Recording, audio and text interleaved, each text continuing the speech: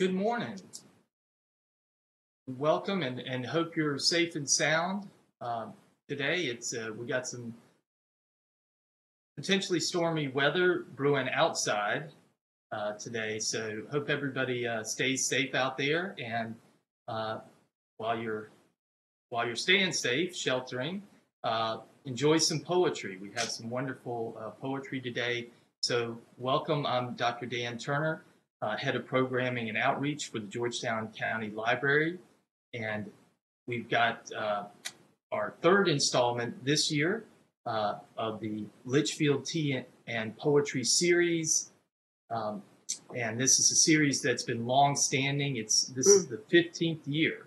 So, and we've had some wonderful poets in the past, and have another terrific poet with us today, as well as an open mic session that will run after the end of Marjorie Wentworth's reading. So I just want to say thank you to the Friends of the Waccamaw Library, FAL.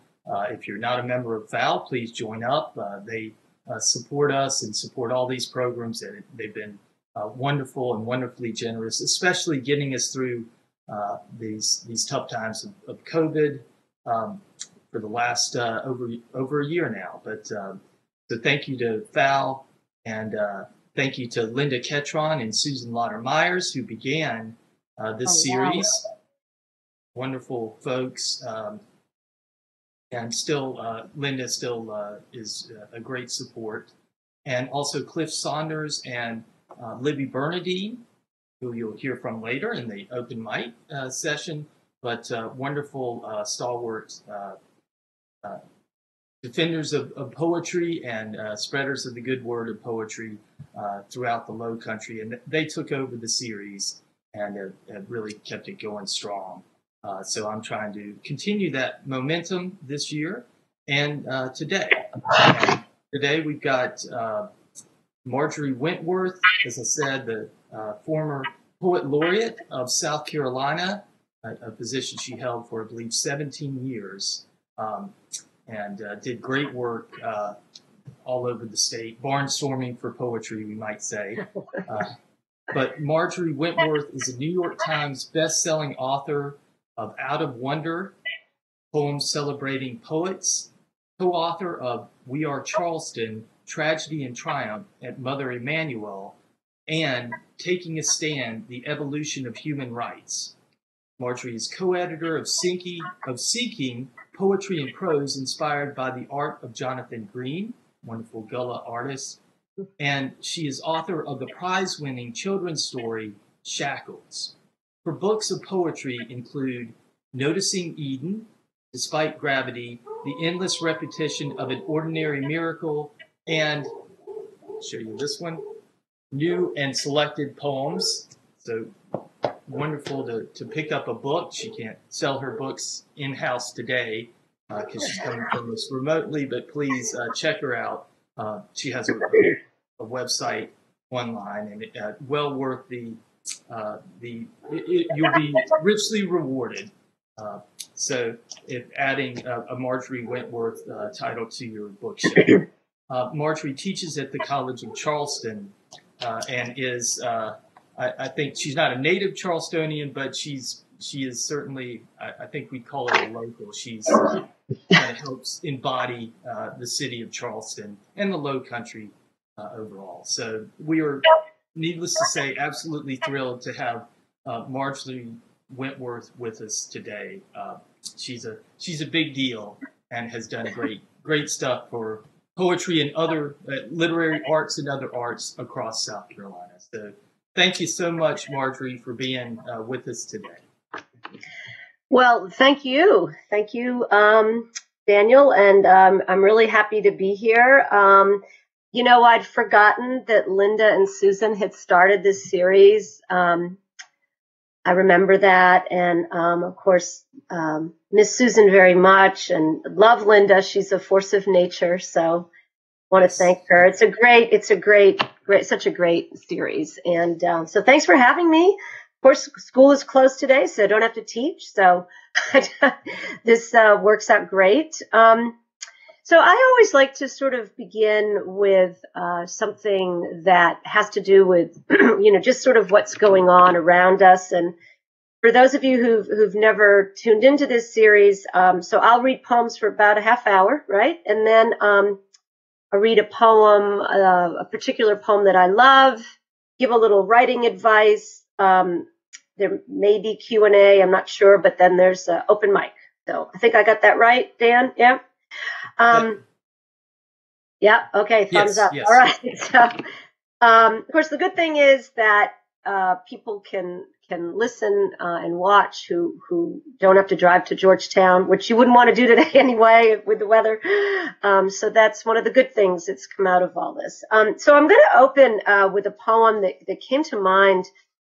This horrific shooting we just had in Georgia, just horrible. And, every time these mass shootings happen, it reminds us of the deep wound of the shooting here at Mother Emmanuel Church. And as Dan mentioned, I co-wrote a book about that. So I'm going to read a poem that comes to mind whenever I see the sort of the tributes, the flowers and the candles and the offerings people make. And this was written in the aftermath of the Charleston shooting at Mother Emmanuel Church. And it's actually a pantun, which for those of you who don't write poetry, it's a poem with sort of repeating lines that you'll hear. It's called Music of Doves Ascending. Yellow crime tape taped to the wrought iron fence weaves through bouquets of flowers and wreaths made of white ribbons, like rivers of bright pain flowing through the hours. Weaving through bouquets of flowers, lines of strangers bearing offerings, like rivers of bright pain flowing through the hours. 1 week later, the funeral bells ring. Lines of strangers still bring offerings. 9 doves tossed toward the sun. 1 week later, the funeral bells ring, while churches in small towns are burning. 9 doves tossed toward the sun, because there are no words to sing, while churches in small towns are burning. A blur of white wings ascends like music. I forgot to mention that in the aftermath of the Emmanuel Church shooting, there were a number of churches that were damaged. They found bullet holes in the doors of churches in the region, and a church burned. And just the metaphor here, of course, that this hate hasn't ended. We all know that all too well.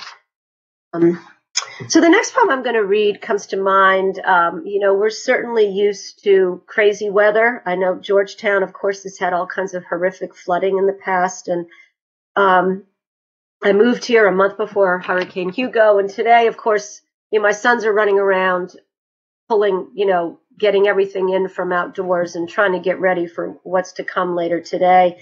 And I thought I'd read a poem that actually is tied to probably, I would say, sort of the most horrific natural disaster that Charleston experienced, which is the earthquake in 1886. Almost every building was damaged. People lived in tent cities. Of course, this was not, just a couple of decades after the end of the Civil War. And I was asked to write a poem by my friend Ray McManus. I think he's done this series, a great poet from the Midlands. And it was a book called Found Anew. I don't know if you can see it, but I'll hold up the cover. I always like to promote books. Found Anew, Poetry and Prose Inspired by the South Carolina Library Digital Collections. So we were asked to sort of go through the collection of photographs and, archival materials and find something that captured our imagination. And I found the pictures from the earthquake in Charleston, which is the worst earthquake to ever hit the East Coast of the United States. Those photographs really, really captured my attention. And so I imagined being, living in one of those tent cities And I wrote this poem, Washington Square, Charleston, Tent City, after the earthquake, 1886. I no longer count the days, nor the long scorched nights passing like lifetimes. As soon as sleep finds me, I am running alone through the dark while walls crumble and the earth rumbling low like a wounded animal rises and pitches beneath me.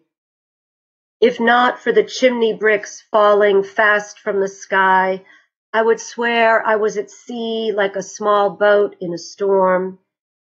And this is how I feel when I wake up in the damp tent, my husband snoring beside me, the child inside my belly, flipping like a confused fish.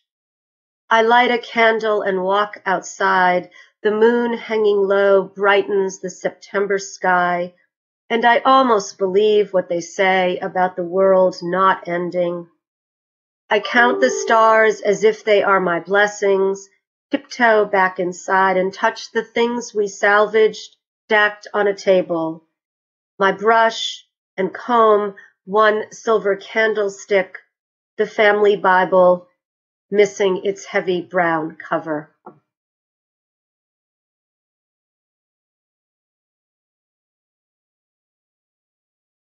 So let me preface this by saying I tend to start with the darker material and move toward the more uplifting, the lighter material. I learned that from Natasha Trethewey, and so I promised to read some.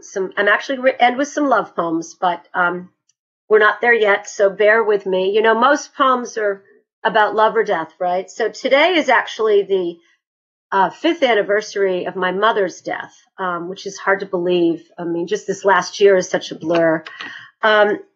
And when she passed away, I realized she died in the same week, but many years apart from when my father died. My father died on March 12th, 1973.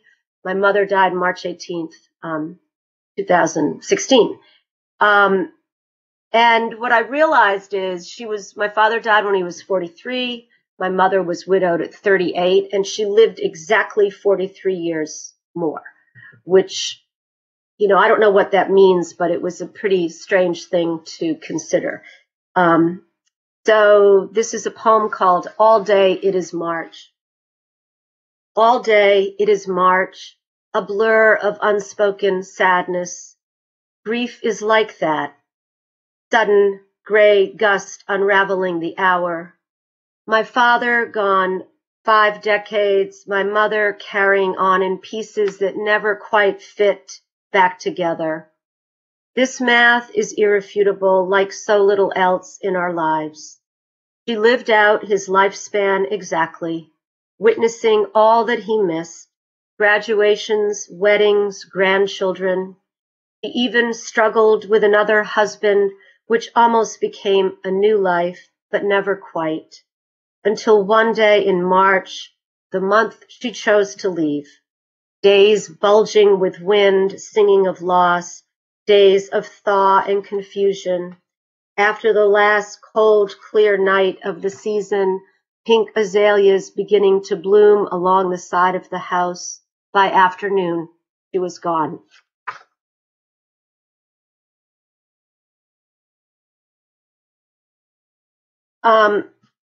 Another kind of eulogy. Daniel and I were talking about getting the vaccines, of course, which those of us who can get them are trying to get them and getting them. But many people are still getting COVID and dying. My neighbor just got out of the hospital from COVID, and he's in his 40s, very fit. It's just kind of a reminder of where we're still at to some extent. And I was asked to write a poem in the summer, early summer, when 100,000 people had died of COVID, which at the time just seemed just impossible to imagine that 100,000 Americans had died of COVID. I'm a member of Circular Congregational Church, which is a beautiful church in downtown Charleston, across from the Gibbs Museum, for those of you who are familiar with the area. But of course, the church was closed, and our minister, Jeremy Rutledge, said, do you think you could write a poem that we could put on the door, something that people could at least read, so that we can somehow provide solace for people who normally would probably come in the church and pray. And I said, all right, well, of course. So I wrote a poem at the time called 100,000 Names, and it was put actually on the fence outside the church. And then it was read by a minister named Amy Butler in Washington, and she asked me if she could put it outside of her church, the National City Christian Church in Washington, which is quite near the Capitol, and they had it on banners there for a few months. And then the night before President Biden and Kamala Harris's inauguration, the President-elect Biden asked the mayors of the country to have some sort of event to honor those who've been lost to COVID. And I was asked to read this poem by the mayor of Charleston. In the text that day, they said, well, we think today we're actually going to hit 400,000. And this was Mayor Tecklenburg and his wife, Sandy, texting me, you probably should change it to 400,000. And so I did. I read the poem that night. Reverend Anthony Thompson, of course, whose wife was killed at Mother Emmanuel Church, read a prayer, and the mayor spoke, and the bells were ringing throughout Charleston. And of course, now we're at over 500,000 names. So I shudder to think how high this is going to get, but I will share this with you. 500,000 names. Whether it is morning and sunlight is seeping through overlapping oak branches bursting with bright leaves, or late in the day after rain has fallen and the scent of spring splashes across the washed sky, emptied of clouds and opening, you have arrived at the sanctuary where the locked church door is never closed to anyone. Step into the circle of grace woven from many threads that bind us across time and place. Let us mourn together the thousands upon thousands who have perished, so many alone, so many afraid, so far from the people they loved most. Perhaps you or someone you know, cousin, coworker, neighbor, or friend, 500,000 stories left to tell, 500,000 voices suddenly silent, 500,000 names etched on the altars of our hearts. Our grief is collective, tear-stained and bright blue like a wound or the wind wrapping itself around you as you step back into the world where the names of the lost are tumbling through the sky. And I should have mentioned that was published in About Place Journal, a great literary magazine. So I was honored to appear there. And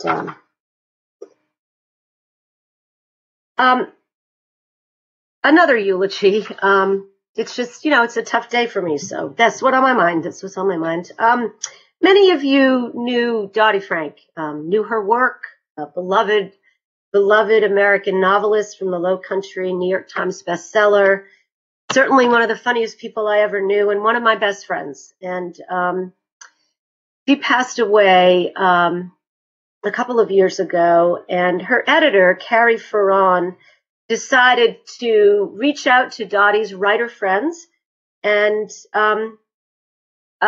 contribute to a book that was with the working title of the book that Dottie I'll show you that Dottie wanted to write and publish this summer. I don't know if you can see it. This is a galley, Reunion Beach. So I was really honored to be asked to contribute a poem, and I of course wrote a poem, Reunion Beach. I've written many poems that are in the front of Dottie's novels, starting with Plantation, which was, I believe, her second book. And all of those poems will be included in this book.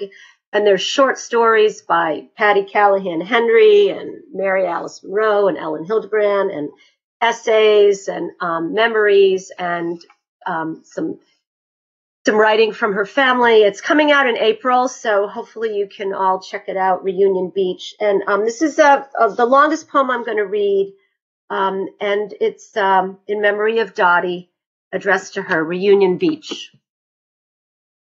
The sea is calling us home. There is nothing stronger than that pull, each wave dispelling the patient passage of time. No beginning, no end in the horizon's blur, where gull feathers and stars are caught in wind swirling above miles of sand, holding a crush of memories. Sandpipers scattered at the edges of low tide, green ribboned streams of seaweed sliding beneath your feet as you took your first stumbling steps toward the sweep of sea, your mother's hands on either side holding you up like warm wings. So many hours lost in the long sun, dribbling watery sand onto castle walls, gathering shells in buckets, a red sneakerful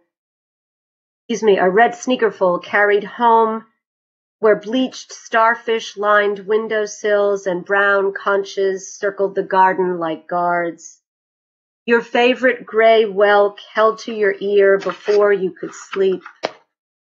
You learned patience walking slowly through shallow water until you found the row of sand dollars cold beneath your feet, picking one up with your toes and holding it like a prize.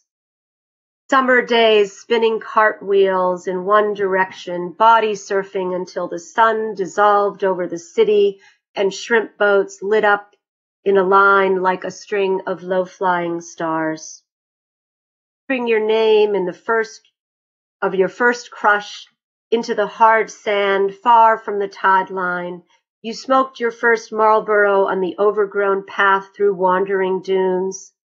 Standing at water's edge with your school friends, you watched blue and rust cargo ships slide by the island, wondering what lay below, dreaming of wherever they came from. You brought us the world of this island, its wax myrtles and palmettos, pelicans flying low along the shoreline, each beloved object of your home place, lining the pages of your stories like sand scattered between sentences. So we will return in September, the month of your birth, the month of your death. We will retrace your footsteps, watch dolphins dip in and out of the waves as if they are following us, hear your laughter as gulls call back and forth beneath wisps of clouds, where we will see you in the radiant light. I've never read that before, so anyway, I hope you all will check out Reunion Beach. It's coming out in a couple weeks.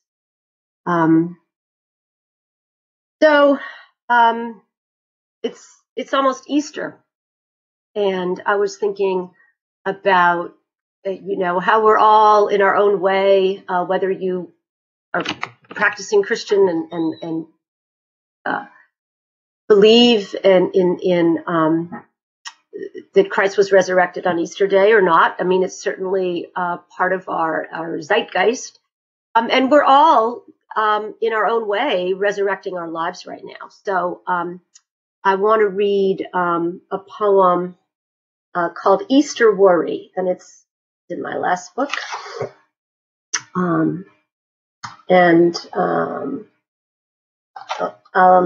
I'll share it now. Easter Worry. This morning, the churchyard is covered in a dusting of pollen, as if a light snow fell during the night, changing everything it touched, and the world emerged thrumming and green. Who knows what part the wind played or where it comes from, how it swirls the bees into a lazy spin above the garden and lifts the sparrows to their nest on a window ledge beneath the eaves. The sky fills with winged creatures, magnolia blossoms, sweet notes of familiar hymns, all the unutterable prayers for the child that never phones, the neighbor with a spot on her lung, the father who cannot be pleased. Much is said today about the meaning of the mystery. I think of it as something remembered, then shared, like a small nest holding everything we love.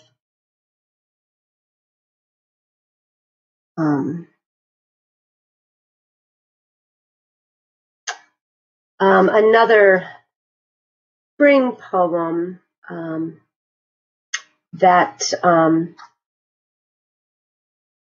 I actually was going to read sooner. So I used to teach at Charleston County School of the Arts, and it was in sort of an old Navy-based school out in North Charleston. It's now in a beautiful new facility. And this is a poem I wrote with my students. That often happens, you write your own poem. And it's written in syllabics, but one of the reasons I love to share it now, it's called Spring, but also when I was writing the poem, I remembered something I'd learned in college that I didn't know I remembered. And I always tell my students, our writing brain is smarter than we are. And this is a poem that embodies that. I took Chinese history in college, which I'm very grateful for, because it's a place that we really need to all try to understand. Spring. After the rain outside the barred windows of the classroom, tiny black birds are bathing in puddles beneath the oak trees. Dipping into the icy water, they shake their feathers with such joy that their song pulls us from our seats out onto the steps where my students and I walk into the first sunlight we've felt for days to watch them dance. The birds remind me of the Chinese peasants I read about in college, sitting in the sunshine on the first day of spring after cutting the quilted clothes they were sewn into for the long winter. They gathered outside to pick fleas from the sour cotton lining of their jackets and flick them at each other, ducking and laughing in the bright air while their children ran naked into a pond filled with melting snow. I'm just checking the time here. I want to read one poem from this book that I wrote with my friends Kwame Alexander and Chris Colderly. It's a book of children's poems, Out of Wonder, poems celebrating poets. And I don't know, I'll just hold up the cover because it's so bright and celebratory. And our illustrator, Equa Holmes, won the Coretta Scott King Award for this book that year. And it's a really extraordinary gift of a book. We got together, 3 poet friends, because we felt like the poets that we loved were not in textbooks, and students weren't being exposed to those poets. And maybe if they were, they'd like poetry. And while we were writing it, Kwame won the Newbery Medal, so that was pretty exciting. And one of the poems I wrote for the book is about Rumi, and a poet that most of you are familiar with, the great Sufi mystic poet. When I go into schools with kids, I always remind them that Rumi is Beyonce's favorite poet, and she and Jay-Z actually named one of their twins Rumi. So this is a poem that is meant to pay tribute to Rumi's work and capture the spirit of his work. It's called Spin a Song. Walk out of your room beneath the morning sky. Let the sun enter your heart and find a way to keep it there. Make a song from the light falling through the air and dance even when you are alone. Dance if you are still sad. Dance when you are tired. Dance until your feet lift off the ground like wings. And later, when the stars are spinning in the night, put your ear to the ground and listen to the songs rising up from the earth. Everywhere you go, there is music.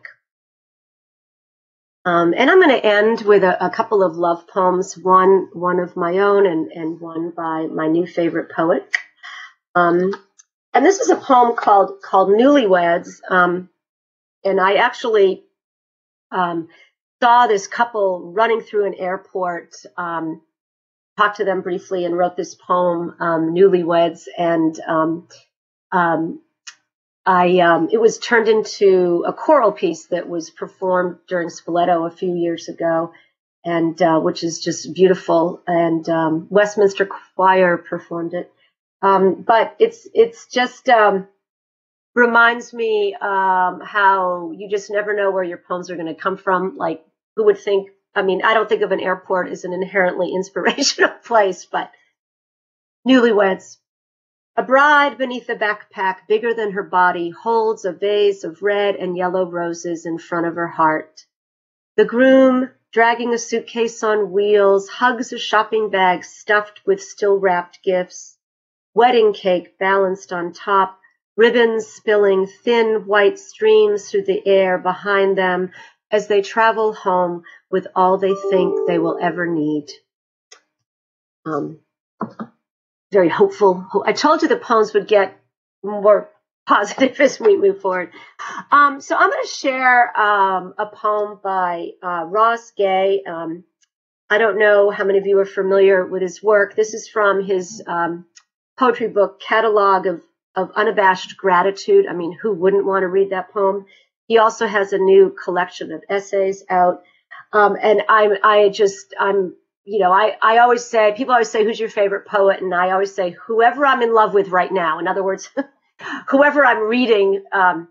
And that is Ross Gay. I think he's a great poet to be reading right now because he reminds you of the tiny, ordinary things that we celebrate. The way someone like Mary Oliver does. He really has sort of created his own style of writing, which I could talk about at great length, but I won't do that right now.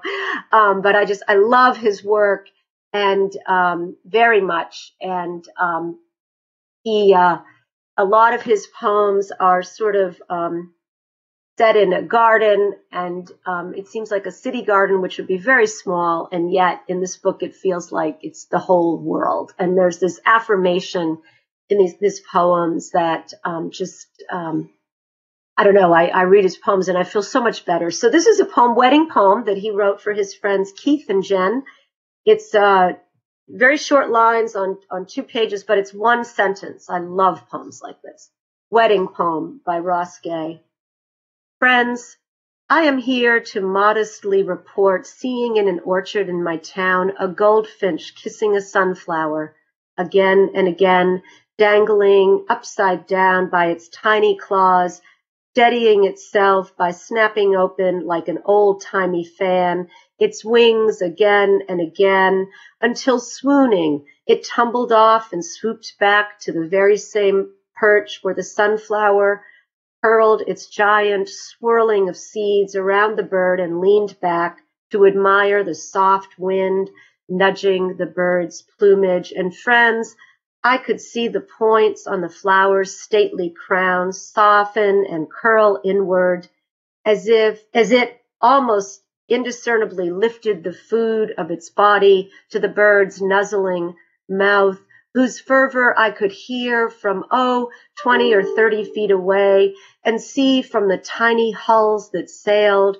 from their good racket, which good racket I have to say was making me blush, and rock on my tippy toes and just barely purse my lips with what I realize now was being simply glad with such love, if we let it, makes us feel. Yeah, stylistically very different than Mary Oliver, but there's that specific image detail, which I'm going to talk about briefly, and that just joy in the tiniest thing. That gives you a sense of this poet, Ross Gay. He's the best. So I'm going to end. I'm supposed to give a little writerly advice, right? And I think something that I find myself saying over and over again to my students, whether they're writing poetry or prose, something that a great poet who was a dear friend of mine, a teacher in graduate school, Galway Connell, and he used to always teach us about the specific image detail. And I find the more I write, the more I teach, the longer I live, the more Galway's words of wisdom come back to me. And what I mean to say is, you know, I'm always saying to students, please give us exactly what you see. In other words, don't say the word bird when you could say blue jay or cardinal. Don't say tree when you could say palmetto or, you know, pine. I mean, you get that exact image, and the reader sees it. And that is, of course, how we begin to engage with the work. And I think that we forget that sometimes. And know it sounds simple, but just the exact image, you know, I'm always saying to students, if you can anchor your reader in that image, at the very least, you can take off from there. So I would say it's very simple, but it comes back to me. So specific image detail. But I give full credit to Galway Cannell, who I know if Linda's listening, Linda Kettner, she'll appreciate that.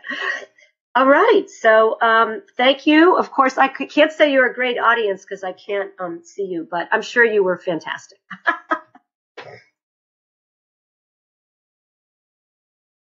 Well, thank you, Marjorie.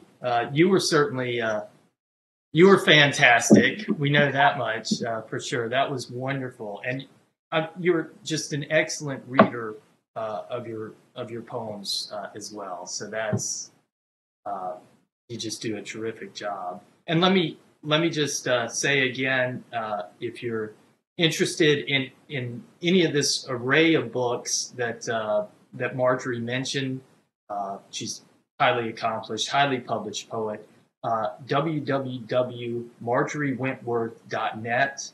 You can go and check out all the titles, and so obviously well worth it. So that was just terrific reading, and gave us such a different such a range of emotions and topics there. Love and death, but you ended on love. You lightened it up. So thank you. And we have, I'm just checking to see under the comments. We have a lot of, Marjorie, it's a lot of words of praise and love. We often get that. So glad to be here with you today from Mary Hutchins Harris and Joangela Edwins, who'll be on the docket for our next, our April Tea and Poetry. She says, wonderful reading, Marjorie. Thank you. While elegy and love poems, Cassie Primo Steele, Night Comes Before Day, and lots of hearts and love. So I think your audience was engaged, and they certainly found your words engaging. As we might, I'll keep an eye on that and see if any other questions or comments pop up. But I did want to ask maybe a couple of questions of you as we wait. And you're a very public and civic poet, and part of that was being the South Carolina Poet Laureate. But I think that may be part of your nature anyway. And we usually think of poetry as a private expression. And I think, you had poems where they're clearly very moving private experiences, but how do you kind of balance that?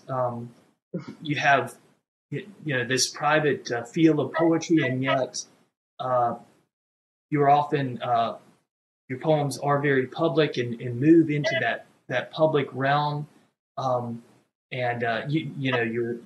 You're a city poet in Charleston, but you're a state poet. You're also, as you mentioned, you're a national poet. Your poems read in Washington, D.C., and even international. I believe we have someone from the Orkney Islands listening in today. So you've got this widespread. How do you deal with kind of putting that what could be private expressions and making them so public? Well, it's interesting that you preface that talking about the sort of public role of being poet laureate, and I can tell you that when I was first appointed, I that was something I was really uncomfortable with. In other words, well, when I was first appointed, I didn't quite know what that meant, but that's another story. But people think of me as a very outgoing, high energy person, and I'd certainly published some poems and done some readings before that, and had a small book out, but I felt like something very private was suddenly something a lot of people didn't know I even wrote poetry, and then suddenly that was sort of the first thing you knew about me. And I remember struggling with that. So it's really interesting the way you articulate that.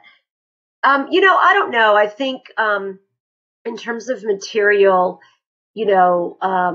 the strength of poetry in general, or literature, but Billy Collins, a former U.S. poet laureate, hysterically funny human being. I read after 9/11, he was the U.S. poet laureate, and he talked about how everybody was reading poems and sharing poems, and this sort of this need to make sense of things.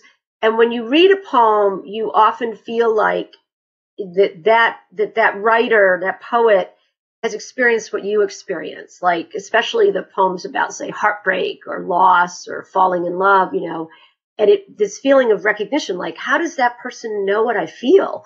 And that, I think, links the personal with the public in a way that if you know that feeling when you read it, like how that person's walked down that path. So I guess that's kind of how I think it works. And then, my work, of course, some of it is personal, and then some of it is not. I'm very influenced by my mentor and friend, Carolyn Forche, who really created the term poetry of witness. And a lot of my poetry falls under that sort of umbrella. I just chose a different collection of poems to read today, but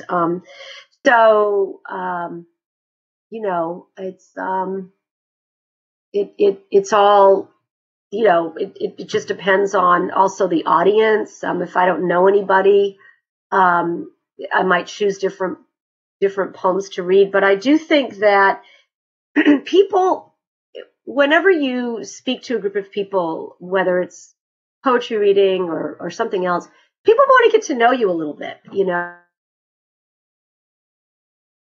Just read a couple of poems that have to do with my family or something. It's a little window into who I am, and people appreciate that. So I hope that makes sense. Oh, absolutely. Yeah, that's a wonderful answer. And I think that it's something you do so well, is negotiating that. So it's interesting that maybe that was that public side was kind of you had to cultivate that. Yeah, it takes a while to get used to it, Yeah. And you seem very, very comfortable, very, outgoing and everything. So it's, but that connection that you make from even the private poems, about losing mourning your parents, but that establishes that deep connection, and then you can take an event like the tragedy of the Emmanuel 9. Shooting, or the Charleston earthquake, and through those specific image details that you mentioned, you make those, you make those emotionally connected on a personal level, I think, too. So you kind of merge that personal and cultural, and you mentioned Galway Kinnell, a wonderful poet who you studied with. So how do you do use specific images in your poems? Your language, some poets out there, you feel like you have to go get a dictionary if we still have a dictionary on the shelf. You got to look up the language online. It's very, very kind of fancy language, but your poems, they're accessible. The language seems to be straightforward. You use a lot of those specific images. If it's a tree, we know it's a palmetto. But how do you kind of build up or lift up that language, because it feels different. It kind of feels better in your poems. How do you kind of heighten even though it's accessible language, we understand the language generally, but how do you kind of make that build that up or heighten the language so that it does come together as a poem? That's a tough question. I think the part of it is the music in the poem. Even when I write free verse, I know exactly how many stresses are in each line. I know exactly how many syllables are in each line. So that might be part of it. I mean, you think about it, poetry is the only thing we really write word by word, line by line. Everything else is sort of driven by ideas and just how much space you have. I always say to little kids, that where you break the line is what separates poetry from prose. I mean, that's really the biggest difference. So I would guess the shaping of the language and the music that may or may not be in the poem, and the use of, figurative language, metaphors and similes, somehow gives the words a different connotation. Something I just want to say in response to that is, especially after hearing Amanda Gorman's just phenomenal inaugural poem, I tell everyone if that wasn't lightning in a bottle, I don't know what was. But there was some criticism in literary circles about the literary merits of that poem, and obviously these people have never heard a spoken word poet. I don't know, they've been living in a cave or something. But an occasion poem, like she had to create, is a very different kind of poem. In some ways, it's a different art form. Your metaphors have to be very clear. You use repetition. Your imagery has to be very clear. Your ideas, people don't have the page to puzzle over the meaning. And I've had to write a lot of those poems, and they're not easy to write. People think they may be, but I always say it's like a children's book. Let's see you sit down and write one and, then come back to me. I think children's books are very hard to write. So, I think writing so many occasion poems as poet laureate, not just for governor's inaugurations, but all sorts of occasions, has sort of changed my writing in a way, and made it more attuned to direct imagery and all the different things you have to consider with an occasion poem. And whoever becomes the next South Carolina Poet Laureate, which we're going to know pretty soon, I mean, that's going to be my advice for that person. You've got to. It's a different kind of form, and it isn't something you just, if you've never done an occasion poem, it takes a lot of studying of other occasion poems and real consideration of the different kind of audience, and it's impacted my writing, I guess. Yeah. Oh, that's an excellent answer, and yeah, it is the occasional poem, very public, and so it's a different art. You have to know. It really is. Yeah, and you understand that art, and so that very public, and yet also very moving if done right. That's a great answer, and we should, as Marjorie mentioned, we're hoping to get a new poet laureate of South Carolina fairly soon. So the South Carolina Arts Commission, I think, is making their recommendations, and we have a lot of good candidates out there.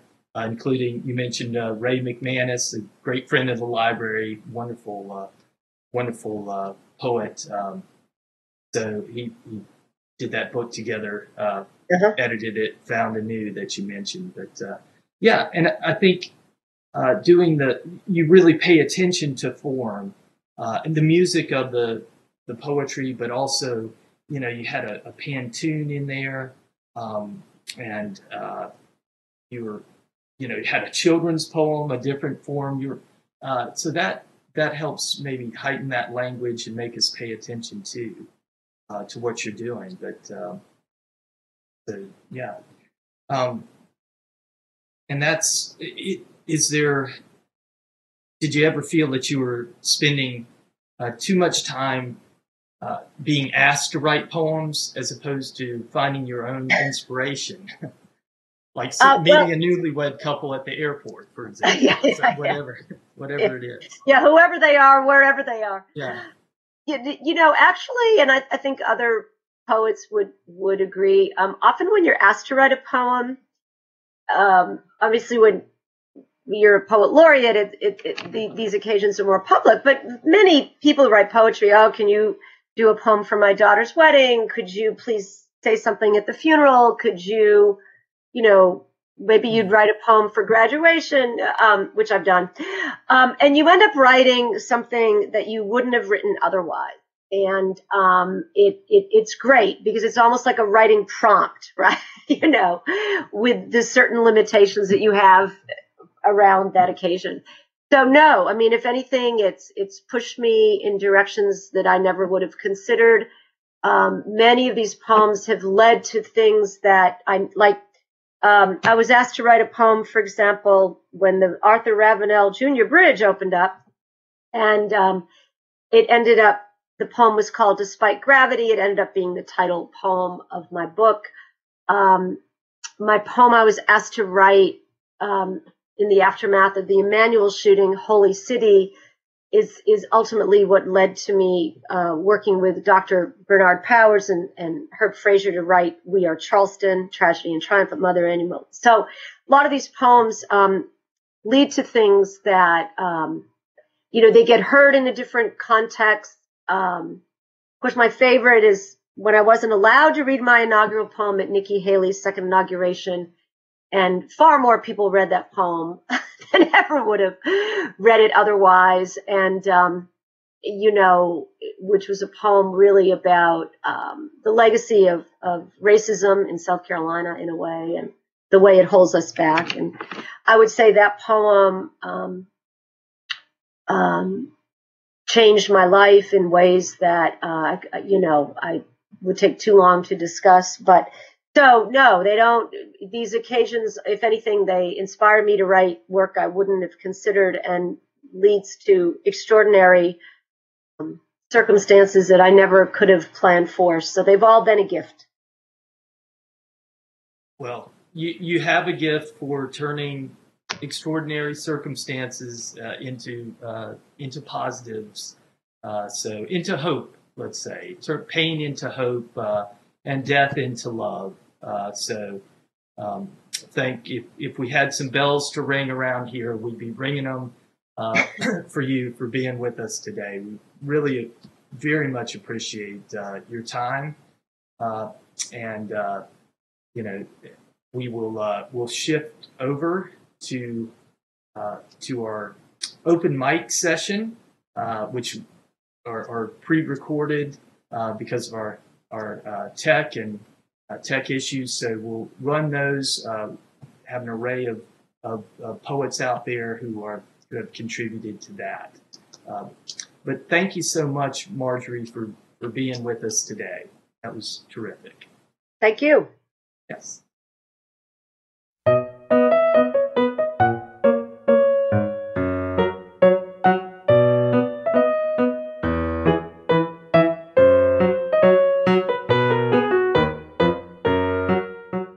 I'm going to read a poem today that was recently published in the James Dickey Review here. And so I want to thank the editors, Mark Roberts and William Walsh, for putting this poem in there among so many other very good poems and good poets. So I very much appreciate it. This is a poem called Things of Song, and it's set right here on the beaches of Georgetown County, which we're here at Morgan Park with the, hopefully you hear the lapping of the ocean behind us, and the beach is right there. But beautiful part of a beautiful Georgetown County.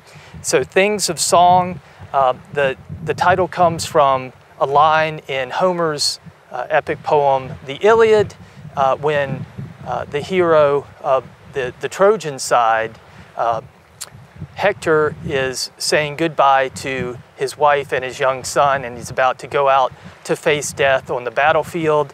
And there's the line, hereafter we shall be made into things of song. So he'll be remembered, as well as wife and son, eternalized among the lines of Homer's epic poem. So this poem is a very short poem. It's a sonnet, 14 lines, and my things of song, but it plays off of that idea of what counts as epic, and though it's on a much different scale and a different subject for epic. And the subject is my wife and my 2 sons, and a day at the beach, really. Things of Song. As summer goes its separate ways, a lantern sun sweeps low, scores breath marks in the calamus, 100 burnished stones. And a wind thrums open chords across the shallows of a spray pool, frayed gray quarter tones. The sky lowers into the sea, blindly conceiving constellations to outbelieve the darkness. Our sons play war, jing swords in the echoing crest pitch, shorefall.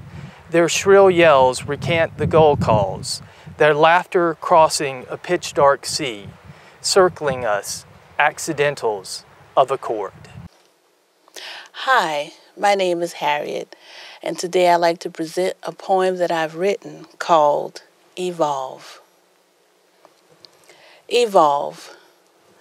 It comes from all sides. Sometimes it's in the middle of things. It fans the fire of pride. Who and what does it bring? Do not open to its temptations. Do not allow it to divide relations. Do not let it influence your soul. But let's bring it down and under control. Bring it to a level to eradicate it. Use your strength and ability to destroy every bit. Let the power within you begin to evolve, to change together in unity and resolve. This is the time and the age. Let's build, share, and tear down that cage, to change in an important, connected way, to start a powerful, honest dialogue day by day. Let's breathe, think, and journey on the same path. Let's get the equation right on this math. Let's begin to correct the problem to get it solved. To do that, we must get involved, have a dialogue, and begin to evolve.